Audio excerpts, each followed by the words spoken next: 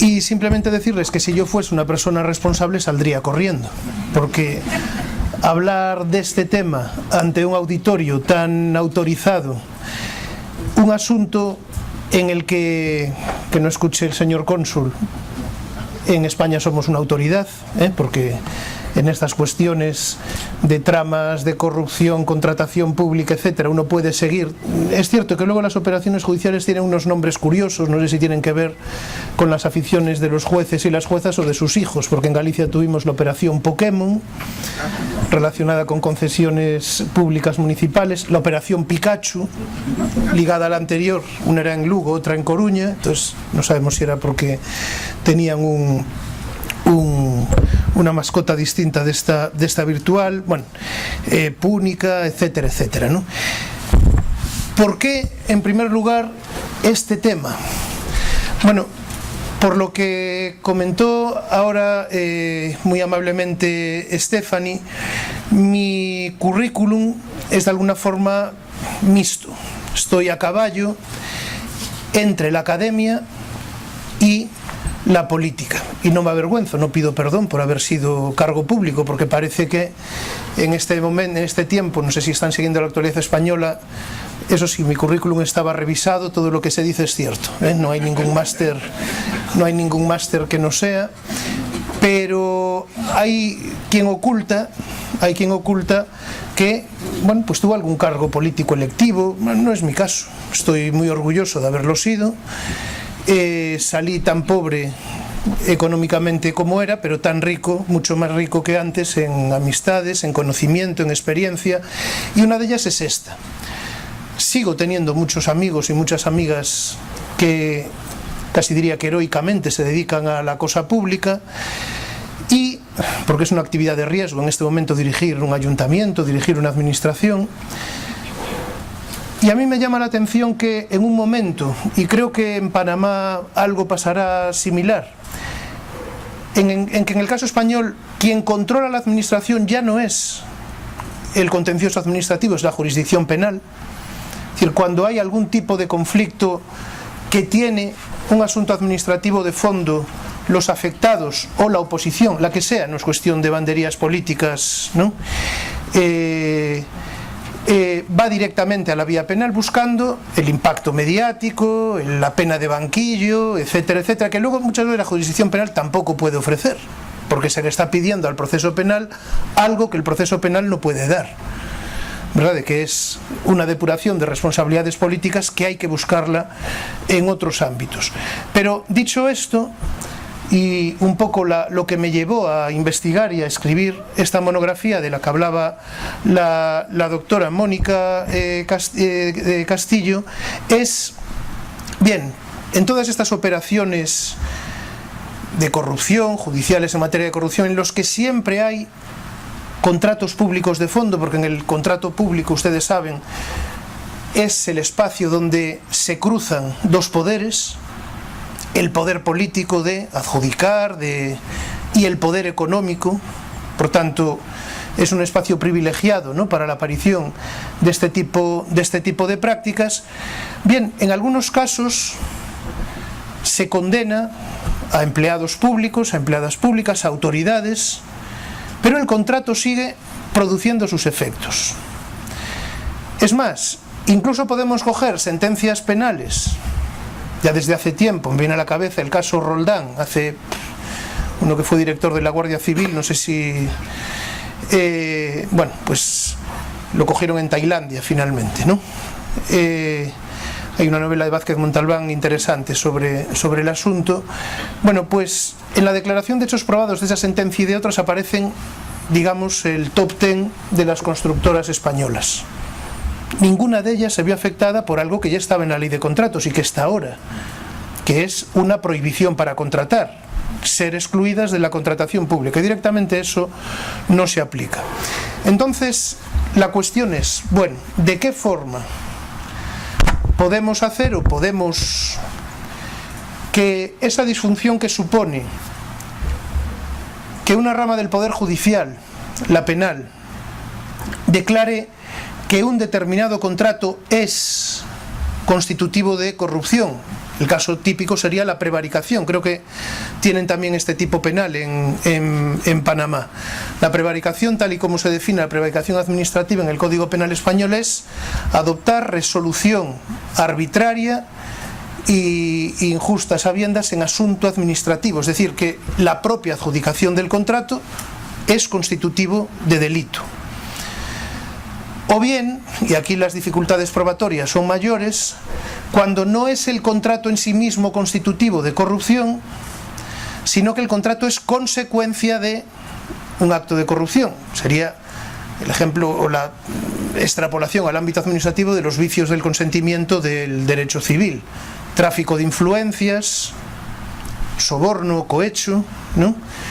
En que hay un contrato, en sí mismo el contrato puede haberse celebrado con todas las formalidades, ¿no? Y el expediente puede ser impoluto, pero la causa de ese contrato es una causa viciada porque está originado por un delito. Bien, ¿cómo podemos entonces hacer que esto no suceda? No, es el otro entonces. A ver.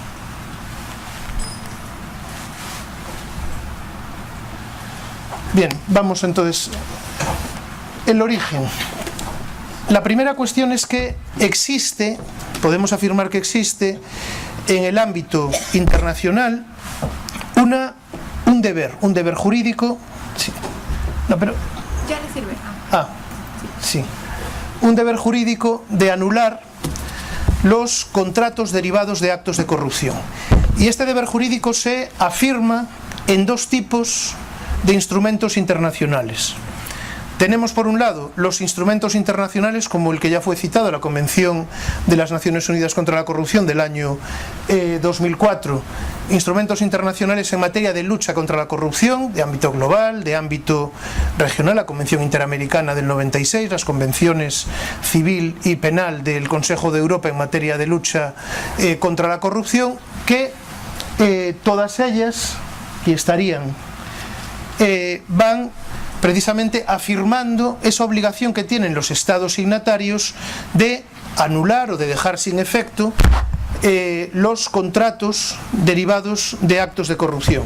Bueno, aquí tienen la Convención de la OCDE del año 97 de combate al cohecho, ¿no?, al soborno en materia de transacciones comerciales internacionales, que afirma eso, que cada estado signatario deberá tomar las medidas necesarias para estipular que el cohecho y el producto de un servidor público extranjero, de los bienes cuyo valor corresponde, estén sujetos a incautación y decomiso o sean aplicables sanciones monetarias de efecto comparable. Es decir, como en cualquier otro delito, decían aquellas series que veíamos de pequeños, ¿no? El crime never pays, el crimen nunca compensa. Bueno, el derecho es el deber ser, nunca debe compensar, lo dejamos ahí. Es decir, que los beneficios que las personas que participan del delito obtienen de él deben ser eliminados, deben ser objeto de confiscación, efecto de decomiso, y dentro de ese concepto de bienes o de producto del delito no están solo los bienes en sentido material, sino también los bienes en sentido jurídico, los derechos que derivan de un contrato o el propio contrato o los documentos en que ese contrato se formaliza.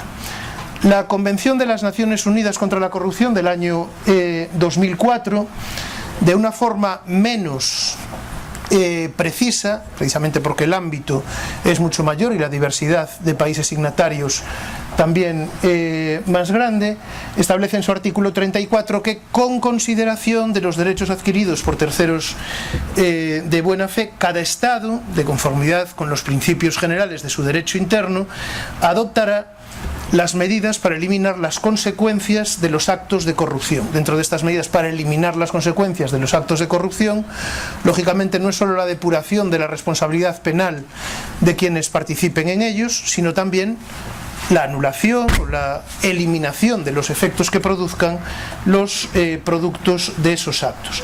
Dice que en este contexto los Estados parte podrán considerar la corrupción como un factor pertinente en procedimientos jurídicos, podrán, no obliga, pero encaminados a anular o dejar sin efecto un contrato.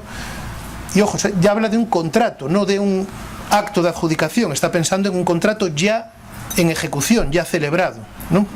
O sea que el pacta sunt servanda se excepciona, y la santidad, ¿no?, que se invoca a veces de los contratos ya en ejecución, pues también se excepcionaría, o revocar una concesión u otro instrumento semejante, o adoptar otra medida correctiva.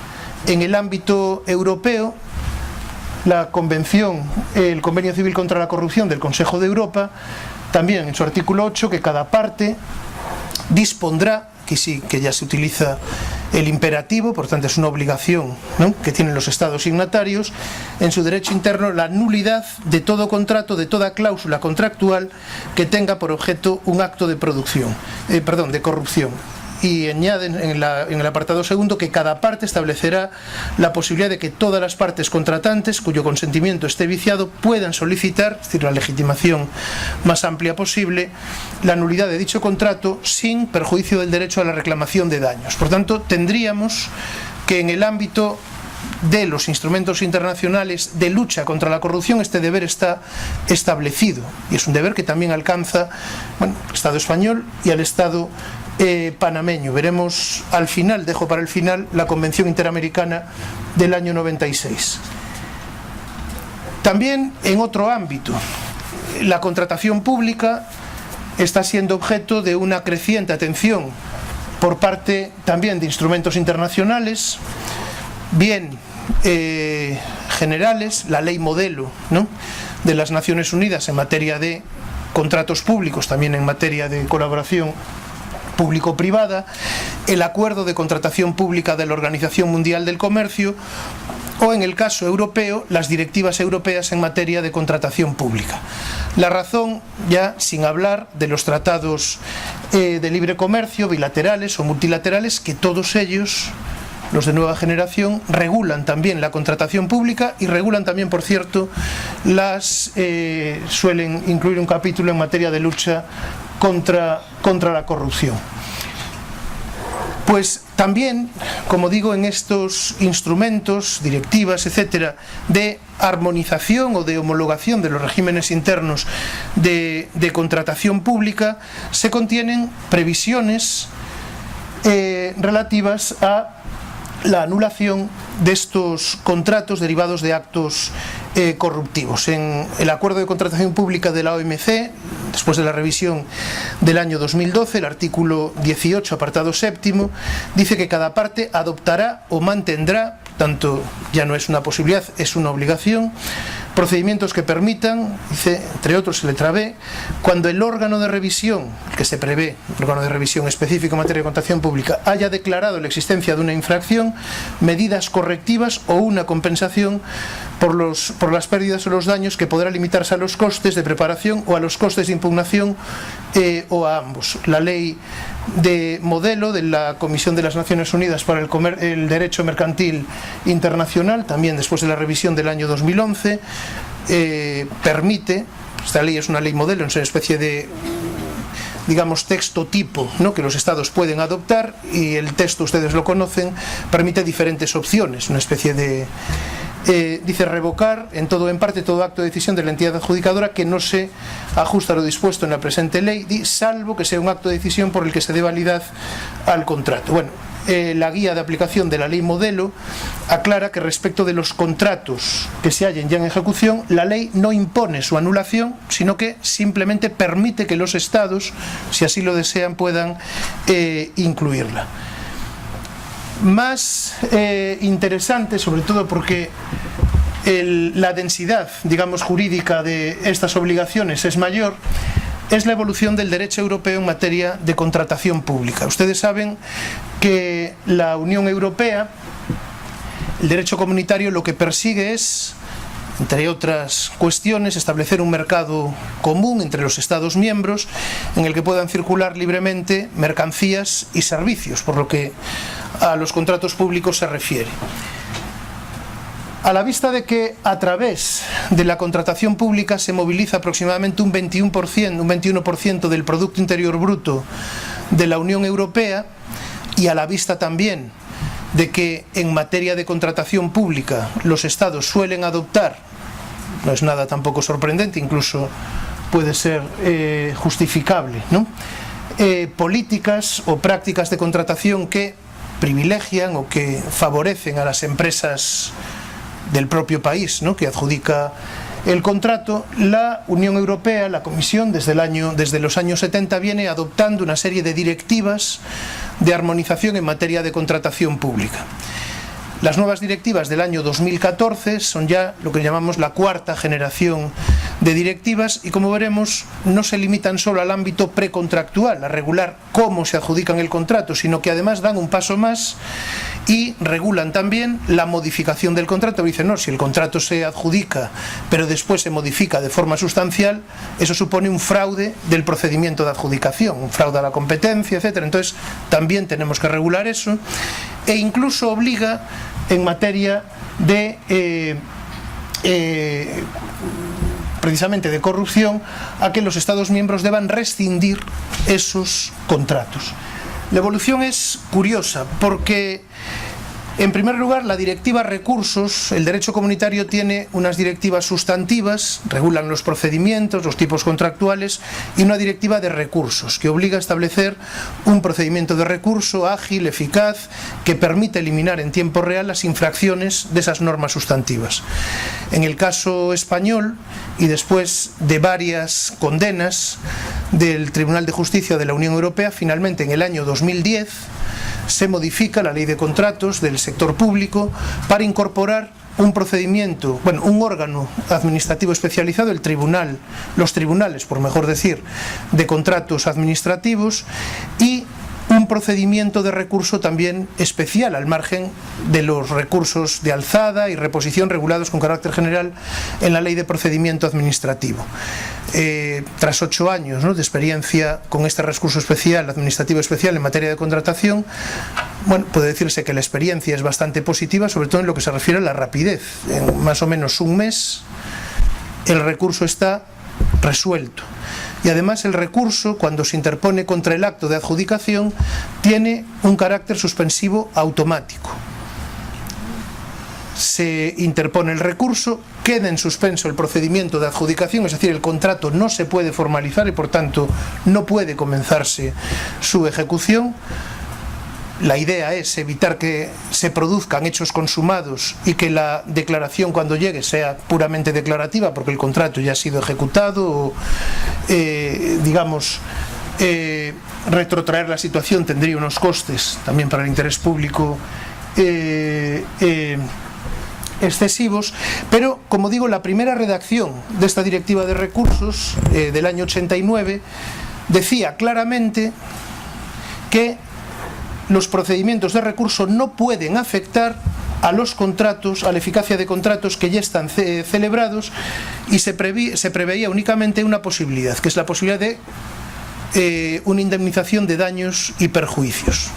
Es decir, la idea del pacta sunt servanda, o la santidad de los contratos ya ejecutados. Esto se explicó en su momento como que, la Unión Europea hacía un equilibrio entre, por un lado, en la fase precontractual adoptamos el modelo francés, que se sigue en España, de contrato administrativo. Entonces vamos a regular procedimientos administrativos de adjudicación de los contratos, pero después, en la fase postcontractual, o ya en la fase de ejecución, vamos a ir al derecho común, al common law, y ahí el contrato es inatacable. Una vez que el contrato ya está adjudicado, es ley entre las partes y por tanto no se puede modificar sin perjuicio de que se puedan adoptar medidas compensatorias o indemnizatorias, pero que nunca pueden afectar a la eficacia del contrato. Esto venía siendo así hasta que el Tribunal de Justicia, como suele suceder en el derecho comunitario, dio un paso adelante. El paso adelante que dio es el siguiente. Una ciudad alemana adjudica directamente, es decir, sin licitación, 2 contratos de concesión de servicios públicos en materia, uno de recogida y tratamiento de residuos sólidos urbanos, el otro en materia de depuración de aguas. Hay una primera sentencia del Tribunal de Justicia en el que declara: aquí hay un incumplimiento, el Estado alemán, a través de este municipio, acaba de incumplir, declaramos que incumplió las obligaciones que el derecho comunitario le impone en materia de adjudicación de contratos. La cosa queda ahí. Como la situación seguía igual, la Comisión insta, es una previsión que estaba en aquel momento en el tratado, está ahora en el Tratado de Funcionamiento de la Unión Europea, el conocido como Tratado de Lisboa también, un nuevo procedimiento para instar al Tribunal de Justicia que obligue al Estado alemán a cumplir aquella sentencia declarativa. Hay una discusión en este proceso. Por su importancia, no solo estaba el abogado general, que en el ámbito comunitario viene a ser así como el promotor, ¿no?, el fiscal, digamos, que defiende el derecho comunitario, y la propia comisión, y por otro lado el Estado alemán, sino que también se persona Francia, Holanda, etcétera, porque lo que se estaba discutiendo era precisamente eso: si un contrato ya celebrado, ya en ejecución, podía ser, por aplicación del derecho comunitario, rescindido o no, precisamente por incumplir en su celebración, en su adjudicación, alguna de estas normas. Bien, antes de que el tribunal se pronuncie, este ayuntamiento alemán, este municipio alemán, había ya rescindido, rescatado las concesiones, los contratos ya no estaban en vigor, pero uno de ellos, esa eliminación, digamos, o esa terminación del contrato se hizo después del plazo que había concedido el tribunal, lo cual le dio pie al tribunal para pronunciarse sobre el fondo del asunto. Bueno, la razón de que los anulara es porque en vía cautelar se le puso una multa coercitiva. Por cada día que esté el contrato sin anularse tenía que pagar ciento y tantos mil euros, ¿no? Lo cual, bueno, pues es una razón poderosa para hacerlo. Ahí tienen esas dos sentencias. La primera es esa que les dije, la declarativa de 10 de abril de 2003, la segunda la de 10 de julio, y en ese caso el tribunal dijo: con independencia de lo que diga la directiva de recursos, la infracción del derecho comunitario, sobre todo en contratos de larga duración como son las concesiones de servicio público, permanece mientras subsista el contrato. Por tanto, no basta con conceder una indemnización, sino que en la medida en que esa infracción del derecho comunitario persiste, debe ser eliminada. La consecuencia es, fíjense las fechas, una es la segunda, 18 de julio del año 2007, y ese mismo año se reforma la directiva de recursos, aquella del año 89 que decía en ningún caso se puede cuestionar, y la nueva redacción ya dice en su artículo 2 quinquies que en los supuestos más graves de violación de las normas sustantivas de contratación pública, de las directivas, y ahí se incluyen los supuestos de corrupción, cuando haya una sentencia que declare, ¿no?, los Estados miembros garantizarán que un órgano de recurso independiente declare la ineficacia del contrato o que la ineficacia del contrato dimane de una decisión de dicho órgano. Es decir, a partir del año 2007 también, en el ámbito del derecho comunitario, la infracción de los supuestos o de las normas, digamos, más importantes, si aplicáramos al derecho interno panameño español, habríamos de nulidad de pleno derecho, permite que esos órganos especiales de revisión en materia de contratación pública puedan anular, puedan rescindir, dependiendo de los casos, un contrato que ya esté en ejecución, un contrato ya celebrado. Y las directivas actuales, la 24 de 2014 y la 23 de contratación pública y la 23 en materia de concesiones, ya recogen esto directamente. El artículo 73, ahí lo tienen, dispone que los Estados miembros velarán porque los poderes adjudicadores tengan la posibilidad de rescindir un contrato público durante su periodo de vigencia, al menos en las siguientes circunstancias. Dice, bueno, cuando el contrato haya sido objeto de una modificación sustancial, que el contratista hubiese estado en el momento de la adjudicación en una de las situaciones a las que se refiere el artículo 57, que regula los supuestos de exclusión, y uno de ellos es haber sido condenado por la comisión de delitos, ¿no?, de corrupción, y finalmente cuando haya una sentencia del Tribunal de Justicia de la Unión Europea que declare, sería el caso que vimos antes, ¿no?, de Alemania, que hay un incumplimiento del derecho comunitario. Es decir, ahora ya no se puede afirmar que es una posibilidad, sino que existe ya una base para hacer esto. Bien, en el derecho español, acudiendo a esa diferencia de la que hablan los anglosajones del law in books y el law in practice, ¿no? O sea, el law in books formalmente se cumple. El derecho español formalmente, ya desde antes del año 2007, cumple todo esto. ¿Por qué? Porque la regulación del procedimiento del acto administrativo dice que uno de los supuestos de nulidad de los actos administrativos es que sean constitutivos de delito o que deriven de un delito. Por tanto, si hay una sentencia penal que declara, ¿no?, que ese acto administrativo es constitutivo de delito, prevaricación, o deriva de la comisión de algún delito, pues soborno, tráfico de influencias, etcétera, etcétera, etcétera, ese acto está viciado de nulidad de pleno derecho y debe ser anulado. Y eso se aplica también a los contratos. La ley de contratos del sector público, una ley reciente de noviembre de 2017, que acaba de entrar en vigor el 9 de marzo,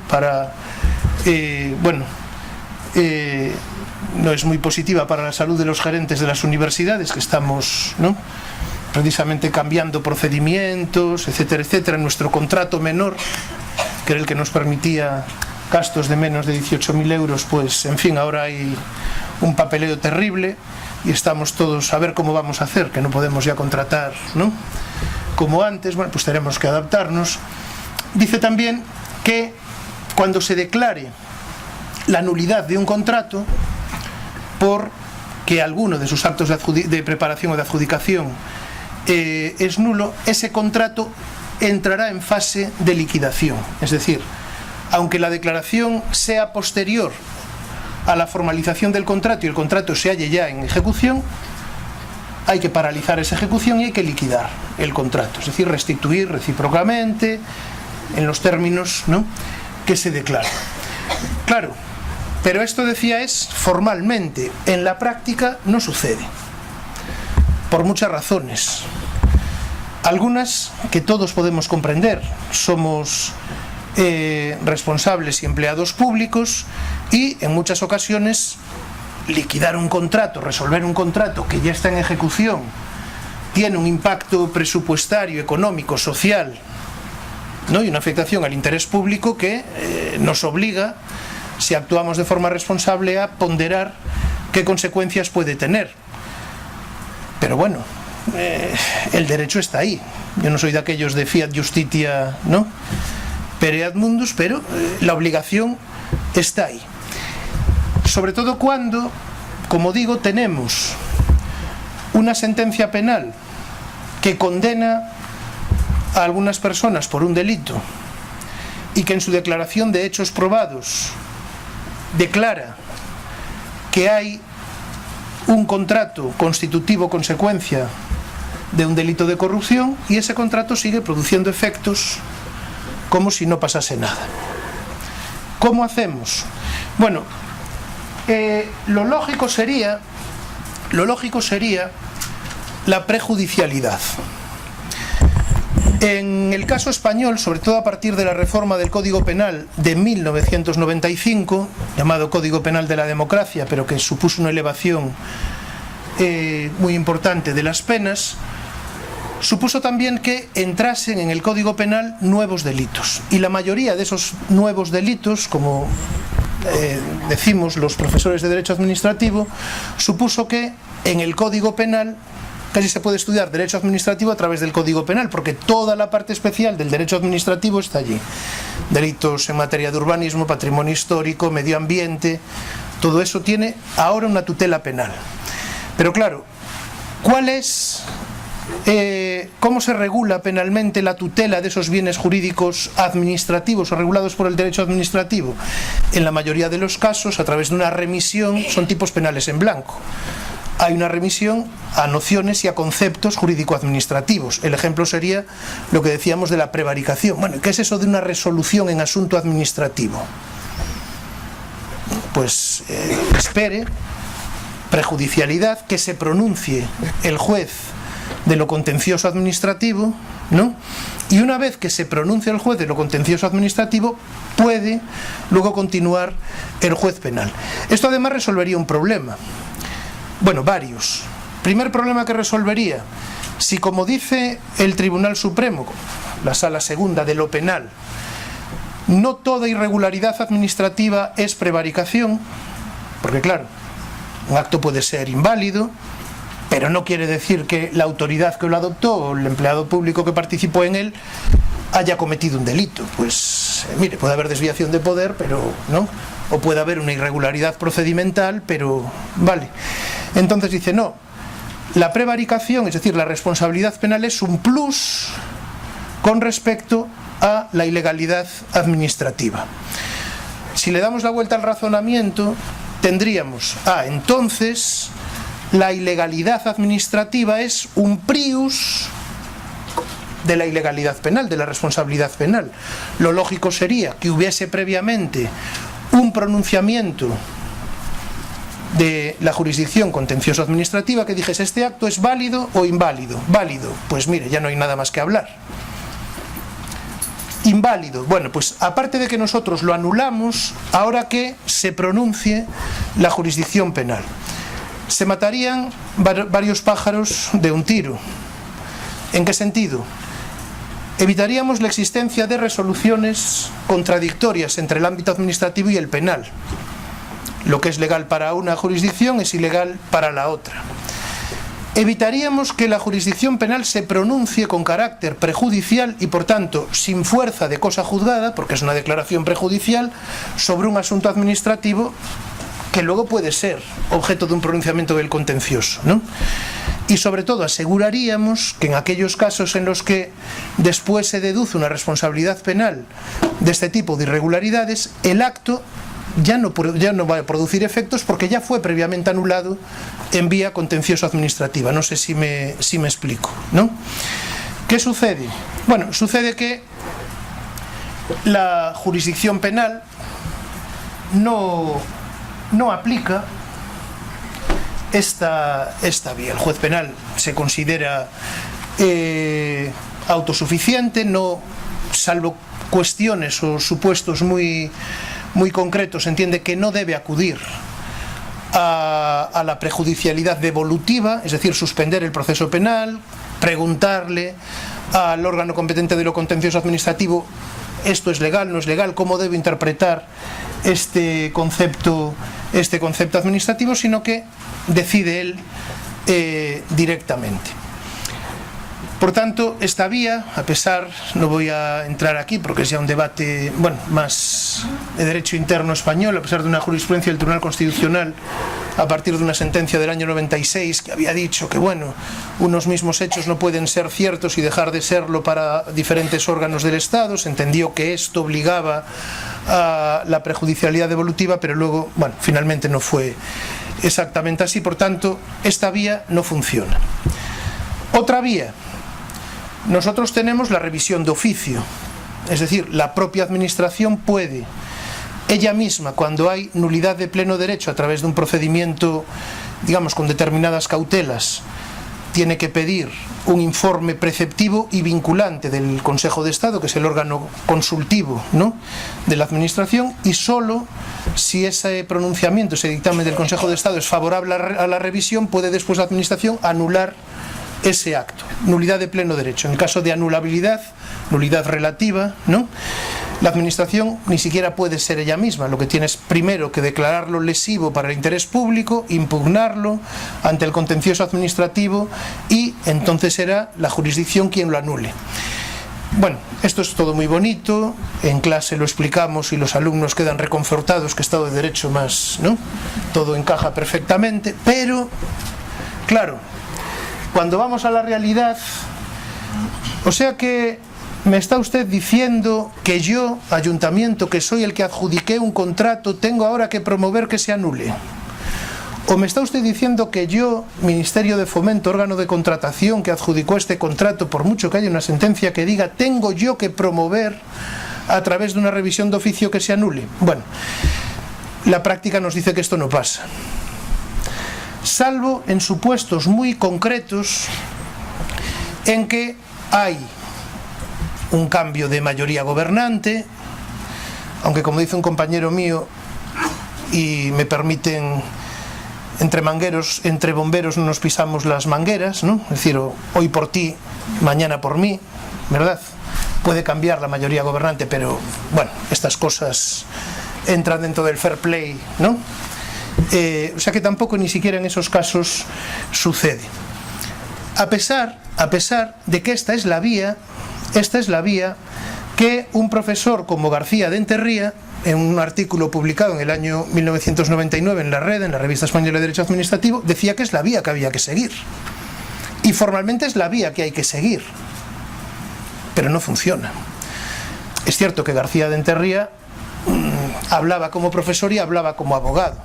Es decir, él fue abogado también en un asunto, concreto en mi ciudad, en Vigo, en la que primero se demostró y se condenó a determinados responsables municipales, todo hace ya muchos años, en los años 70, ¿no?, que habían recibido determinadas dádivas de la empresa que luego fue concesionaria del servicio de transporte urbano, pero luego el contencioso, ni hubo revisión de oficio, además el contencioso no anuló el contrato porque dijo que, bueno, la cosa es que hubiese habido un soborno, unas dádivas, pero no estaba demostrado que eso fuese la causa de que el contrato se le adjudicase a esta empresa. Bueno, pues efectivamente, ¿no? Llevaba razón el juez y el abogado.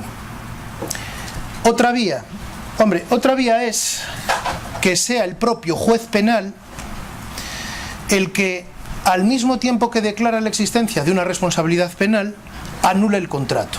Me explico. Les decía que en el año 95 se incorporan al Código Penal español muchos delitos especiales en materias administrativas, y en concreto en materia de protección del medio ambiente, del patrimonio y del urbanismo, los delitos contra la ordenación del territorio. El propio Código Penal dice que cuando se declara la existencia de este delito hay que reponer el medio natural perturbado a su estado original o el patrimonio, es decir, y eso conlleva necesariamente anular la autorización administrativa, la licencia que permitió esa actuación, si es que la actuación no se hizo, digamos, por una vía de hecho, ¿no?, prescindiendo absolutamente de cualquier tipo de autorización. Sin embargo, en materia de contratación pública no hay un pronunciamiento similar en el Código Penal. No se dice, bueno, pues cuando se declare que hay un fraude en una licitación pública, delito que está en el Código Penal, pues eso debe conllevar la anulación del acto de adjudicación, o no hay pronunciamientos en este sentido. ¿Qué sucede? Nosotros, el juez de lo penal tiene lo que se llama una competencia civil adhesiva, que creo, aquí por lo que me comentaron también, si hay un accidente de tráfico, el conductor o la conductora va, digamos, animada artificialmente, ¿no?, por algún tipo de sustancia, bueno, pues eso es un delito contra la seguridad vial, pero el juez no queda solo en declarar usted cometió un delito, sino que si hay damnificados o damnificadas también resuelve sobre la responsabilidad civil derivada de ese delito, evitando la peregrinación, el peregrinaje entre jurisdicciones, tal, salvo que la víctima, es decir, el titular de esa acción civil de resarcimiento, de restitución, haga una renuncia, cosa que no suele suceder, y lo que ya suele suceder a veces, reserva expresa de esa acción para ejercerla después en un proceso civil. Pero si no lo hace y de forma expresa, ya en el proceso penal va a haber el pronunciamiento sobre la responsabilidad penal y el pronunciamiento sobre la responsabilidad civil. Claro, son acciones distintas, porque si bien en el ámbito penal rige la acción pública, en el ámbito de la responsabilidad civil no, es únicamente los damnificados o el Ministerio Fiscal quien puede pedir esto. Y esto viene a cuento por lo siguiente: la mayoría de las sentencias, y no son muchas, penales, que después de declarar la existencia de un delito en relación con la contratación pública anulan el contrato, lo hacen precisamente en base a esta responsabilidad civil adhesiva. Problema dogmático, bueno, no es un acto civil, estamos delante de un contrato administrativo. Segundo, cuando es una acción popular, y esto sucede en ocasiones, ¿no? Aparece una denuncia en los medios, una investigación, ¿no?, en un medio de comunicación, hay pues un colectivo no de damnificados, sino de ciudadanos que ejerce la acción popular, o un partido político de la oposición, o un sindicato, quien sea. Claro, pueden pedir que se depure la responsabilidad penal, pero no pueden pedir, y hay pronunciamientos expresos, que se anule el contrato. Dice, no, usted no, porque usted no es víctima, no es un damnificado. ¿Quién es el damnificado? La administración. ¿Y la administración pide que se anule el contrato? No, yo no pido que se anule el contrato. ¿Y el Ministerio Fiscal? A veces sí, a veces no. Aquí se echa en falta que el Ministerio Fiscal, bueno, unifique. Ministerio Fiscal Español, hay circulares, entra en la página fiscalía.es, me parece. Bueno, tienen circulares, tienen instrucciones, además es un cuerpo jerárquico que establece cómo hay que interpretar y cómo deben aplicar los miembros de la carrera fiscal este tipo de cuestiones. Pero en este ámbito no hay ninguna, cosa que se echa en falta. Aquí también mis compañeros, profesores y profesoras de Derecho Administrativo, bueno, pues con cariñosamente me dicen, tú eres un poco traidor, porque claro, todo esto de, ¿no?, cada uno defiende su territorio, pero ¿cómo puedes decir que la vía más práctica para que se cumpla ese deber de anulación de los contratos afectados por acto de corrupción es que se pronuncie el juez de lo penal? ¿No ves que de esa manera lo sacas del derecho administrativo y lo llevas al ámbito de la competencia? Digo, sí, pero, en fin, la unidad del ordenamiento jurídico, ¿no? Y porque además, como ya expliqué, es que las otras vías no funcionan. Entonces, lo más rápido es que se pronuncie ya directamente el juez de lo penal. En algunas ocasiones, quizás por esto, también había un conocido abogado y profesor de Derecho Administrativo por el medio, no voy a dar nombres, porque este está vivo aún. Bien, adjudicación del contrato de tratamiento y recogida de residuos sólidos urbanos en Torrevieja, Alicante, una localidad turística de la costa mediterránea de Levante, ¿no?, del Levante español.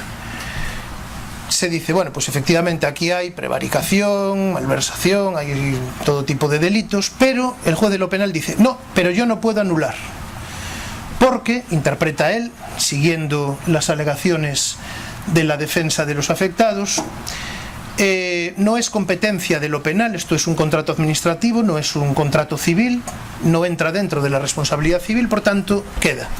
Resultado, el contrato no se anuló. Y 10 años después, el propio ayuntamiento, hubo cambio de gobierno, estaba el mismo partido, pero un alcalde distinto, porque el anterior estaba, bueno, pasando unas vacaciones, ¿no?, a cuenta del Estado, pues se vio obligado, pero 10 años después, a instar la resolución del contrato a través de la revisión de oficio. ¿Por qué? Porque simplemente, y esto también es una constatación práctica, cuando el contrato deriva de este tipo de prácticas corruptivas, el contrato difícilmente se sostiene, porque los precios están hinchados, porque pues tuvo que instar precisamente la revisión de oficio de ese contrato, porque era una ruina, digamos, para el ayuntamiento, y porque estaba incumpliendo el contrato, además, la concesionaria, ¿no? O sea, parece casi un cuento de estos infantiles con la moraleja. ¿Ves? Usted no quiso anular, pero 10 años después, ahí estamos. ¿Qué vías tenemos? Bueno, como todo esto no está muy claro, y si lo aplicamos además, supongo que saldrá en el debate, pero aquí nos falta un elemento. Nos falta un elemento también de las relaciones que se dan en el ámbito internacional y en una economía globalizada. Es decir, esto en Panamá, pues, en fin, ¿no? Podrían... una economía más abierta que la panameña, pues es difícil imaginar. ¿Qué sucede? Pues hay tratados de protección de inversiones que también inciden en esto. hay ya resoluciones de órganos de arbitraje internacional acerca de si un país, hay una sobre Kenia, Uzbekistán, varias, ¿no?, puede anular un contrato, rescindir un contrato diciendo no, es que esta empresa obtuvo el contrato a través de prácticas corruptas. Ojo, porque eso puede no casar muy bien con estas normas internacionales de protección de inversiones, sea la Carta de la Energía en el ámbito energético, sean otras, ¿no?, multilaterales o bilaterales. Por tanto, es un aspecto que dejo apuntado, pero para que también se tenga en cuenta. Otra cuestión, la aplicación extraterritorial de leyes de un país. Ejemplo, el caso Odebrecht. No voy a entrar más ahí, porque en fin, diplomáticamente son ustedes los que tienen que hablar del tema. Lo que sí puedo dejar apuntado nada más es que no deja de ser curioso que sea una ley norteamericana, la Foreign Corruption Protection Act, me parece que es FCPA, ¿no?, por el acrónimo inglés, que después de una reforma establece unos puntos de conexión tan etéreos que si el delito fue realizado a través, como dicen ellos, de medios o instrumentos situados en territorio norteamericano, y eso puede ser un servidor de internet, pasa a ser competente la jurisdicción americana. Todo el caso de Odebrecht, como ustedes saben, quien impone la sanción y declara es un juzgado federal del Distrito Oeste de Nueva York.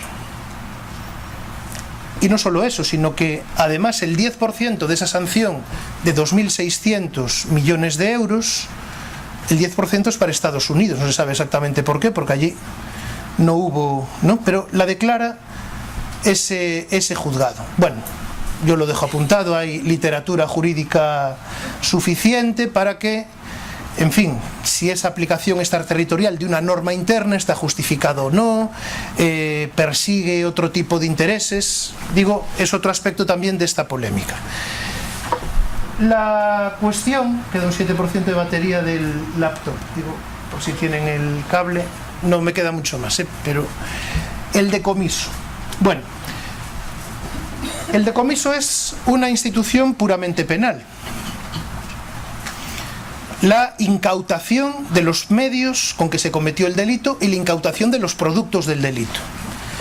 Al ser un instrumento y una figura estrictamente penal, no tendríamos los problemas de legitimación que sí había con la responsabilidad civil. No, usted no tiene que ser damnificado para pedir que se decomisen, ¿no?, que se confisquen los productos del delito. Es que se acabó la batería entonces esto.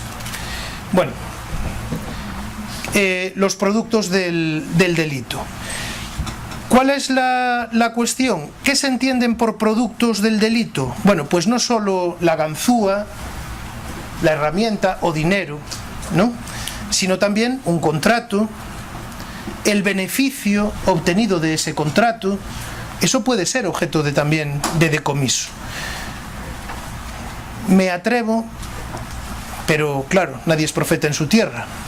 Digo, esto allí, en España, nada. ¿Cuál puede ser una vía?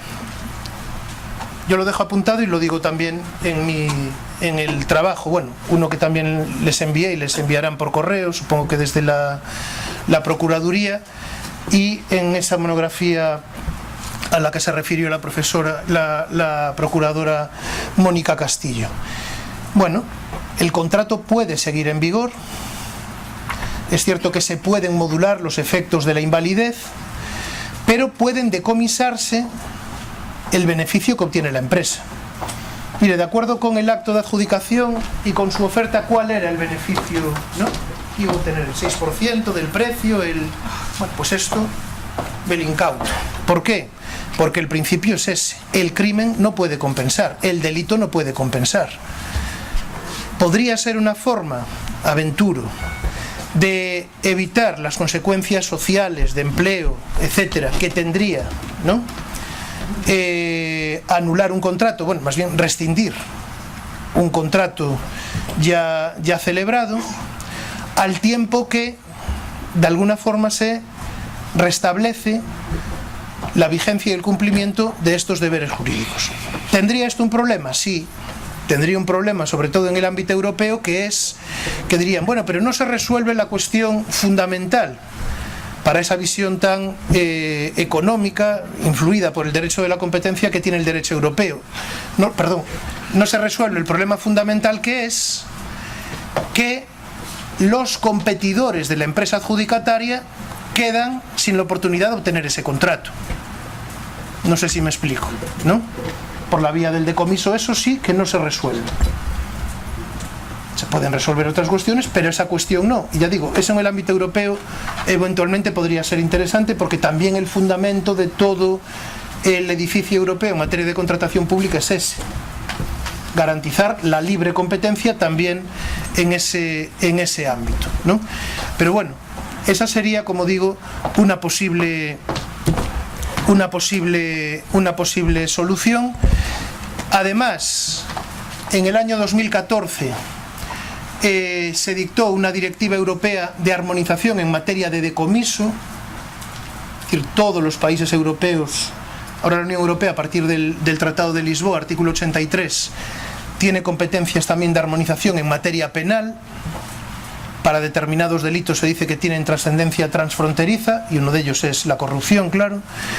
Y tenemos, como digo, esa directiva, la 2014-42, sobre el embargo y el decomiso de los productos del delito, en el que se extiende, como digo, se incluye no solo los bienes, sino también la caducidad de los derechos. Es decir, que a través del decomiso, sin necesidad de un pronunciamiento contencioso administrativo, la propia jurisdicción penal pues puede declarar caducados los derechos derivados de un contrato administrativo, lo cual equivale, ¿no?, en esos términos a...